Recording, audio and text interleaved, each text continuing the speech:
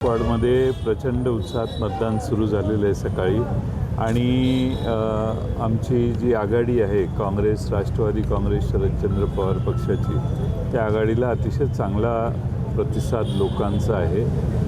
आमची खात्री आहे की या शहरामध्ये जनता आमच्या आघाडीच्या उमेदवारांना जास्तीत जास्त निवडून देईल। काही ठिकाणी सुद्धा मतदान प्रक्रियेमध्ये खंड पडलेले दिसते, मशीन बंद पडलेले होते, मिरजेमध्ये असे काही ठिकाणी प्रकार घडलेले आहेत। EVM मशीन टेस्ट करून सगळ्या गोष्टी केल्यानंतर, सोपस्कार पार पाडल्यानंतर ऐन मतदानाच्या वेळी मशीन बंद पडणे, या सगळ्या गोष्टी या काही गलथानपणाचा कारभार निवडणूक आयोगाचा आहे हेच दर्शवतात। आणि म्हणून ज्या पद्धतीनं या निवडणुकीत सगळ्याच आचारसंहितेची पायमल्ली झाली, त्याकडे निवडणूक आयोगाने दुर्लक्ष केलं।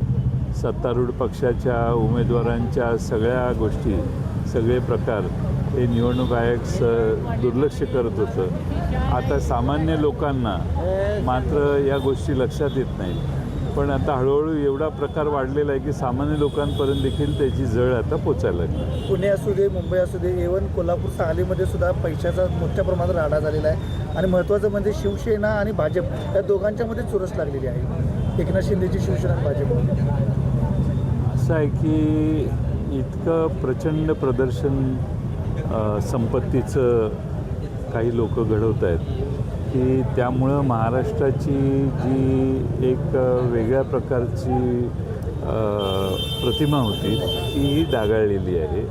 पूर्वी आम्ही ऐकायचो दक्षिणेत तामिळनाडूत काय झालं, आंध्र प्रदेशमध्ये काय झालं, पण आता या भागातले महाराष्ट्रात देखील यांनी पाहिजे त्या गोष्टी करायला सुरुवात केली आहे। त्यामुळे जनतेच्या मनात या सर्व लोकांच्याबद्दल आता असा समज आहे की टाटा बिर्ला कमी पण हे जास्त।